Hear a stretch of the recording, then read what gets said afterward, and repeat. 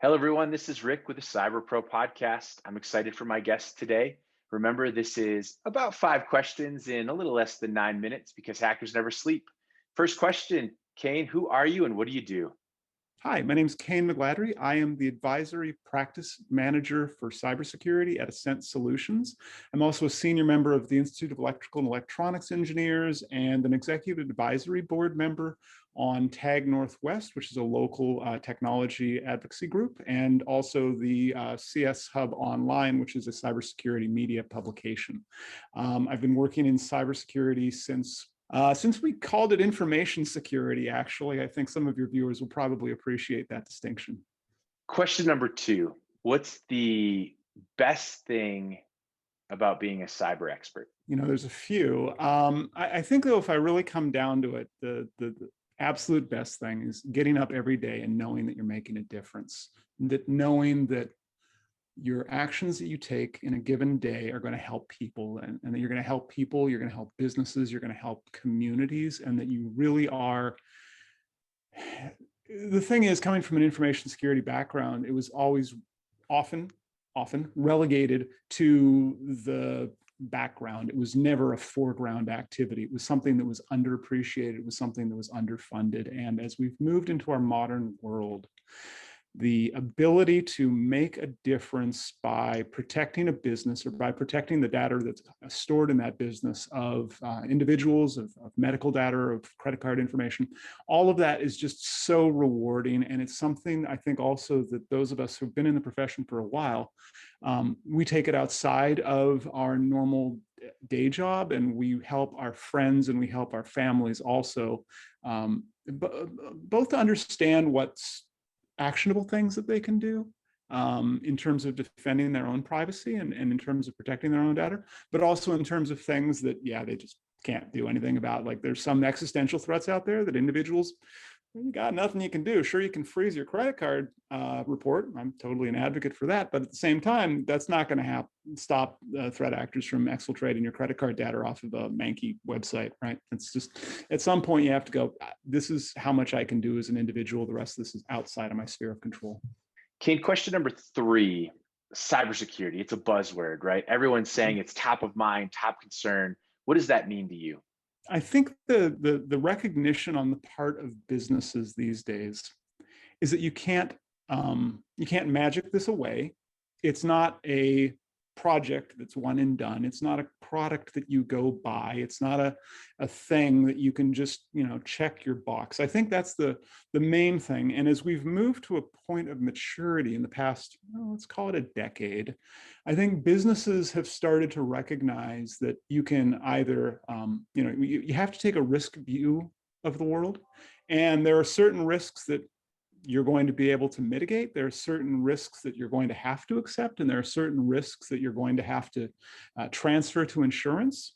But in that past decade, at the same time, we've moved to a recognition that you cannot just transfer everything to insurance. And I think the court case right now with Mondelez versus Zurich is certainly informing that. And I'm looking forward to the jurisprudence on that to find out, like, hey, so is ransomware that is perpetrated by a nation state, that is attributed to a nation state, that was done by an external entity that I think it was US Cybercom that actually did the attribution, how much of a material effect does that have on your insurance policy, right? There's definite, like, an intersection going on here where we're all operating in a larger space, and there are a lot of shades of gray available, and if you don't take a risk view, it's not adequate. The other thing I think that businesses have started to see is that compliance does not equal security. It is possible to be entirely compliant. And I look at the tragedies that have happened, excuse me, this year in healthcare and the clients that I'm privileged to serve. And it is awful when ransomware threat actors will attack hospitals that are providing a critical service, and they do it because they know they're going to get paid. They know that that the hospital could be HIPAA compliant, and that they will pay because their lives at risk. And sorry, that just, it hits me when I talk about it, because it is awful, And again, going back to that insurance point, what's even worse than that is ransomware threat actors these days, and forgive me if I'm harping on them, but they're top of mind at the moment. They will go and gather insurance policy data on insured.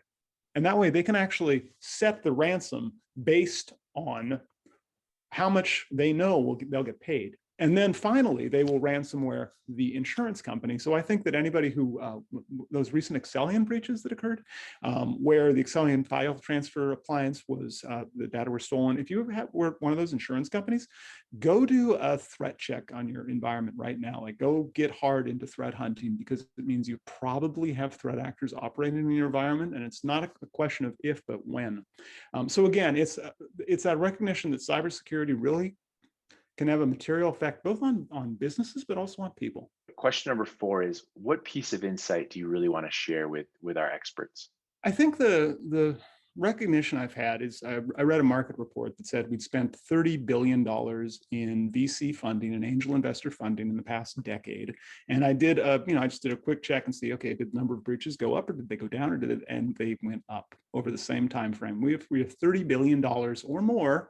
That was last year's report, into spending, and we keep doing the same thing and we keep expecting different results. And that's actually the Alcoholics Anonymous definition of insanity. And that's what our industry is doing. I think that we need to really bring in new and diverse viewpoints into our industry. And if the pandemic has shown us one thing, it's that as employers, we can hire outside of our zip code. I think that that's something that our jobs in cybersecurity, we have the privilege of working remote. We don't have to go to an office.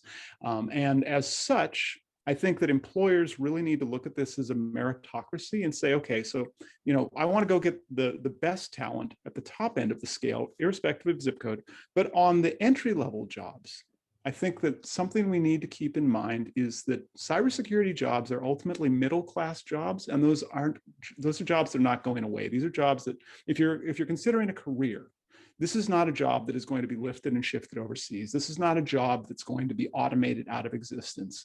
This is a job that is going to be here, part of the landscape as a career path. And it's attainable. Like, if you go to, just to rep my neighbors, Whatcom, if you go to Whatcom College, you can take a 2-year degree right now and you can get a job as soon as you graduate. There are very few jobs out there that really have that ability to move straight from college into gainful employment, into a middle-class job. I think the only other onus there that we need to do, and it's again, that definition of insanity, is HR.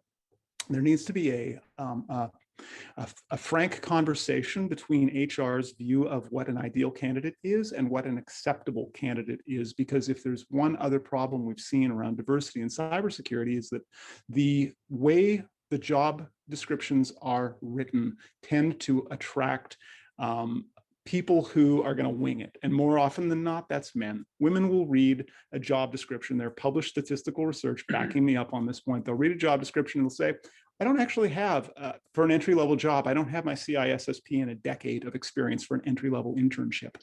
Whereas apparently a lot of, again, just going to published psychological research, men will go, why not? I'll apply for that. That behavior right there is affecting our diversity in our workforce. And it's also affecting the number of candidates who look at this and say, hey, there's a job for that. Right? There's a job for me there. There's a view I can take there. There's a way I can help my neighbors and my family and my friends.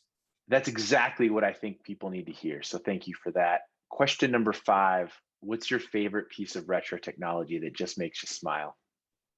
Pinball. Pinball Pinball is so easy. I'm fortunate. I'm in Bellingham, Washington. We have a pinball bar here. And with the pandemic starting to cycle down, it's actually reopening, which I'm looking forward to, because pinball is one of those games that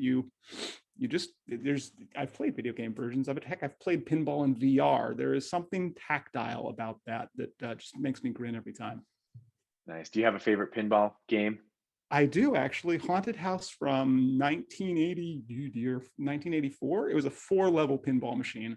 Played it last time at the Pinball Museum in Las Vegas, which is the best quarter I've ever spent in Las Vegas. Oh, that's amazing. Kayne, you did it. More than 5 questions. This was awesome. Thank you so much for being on the Cyber Pro podcast. Everyone, check out other episodes. Have a great day. Thanks, Rick.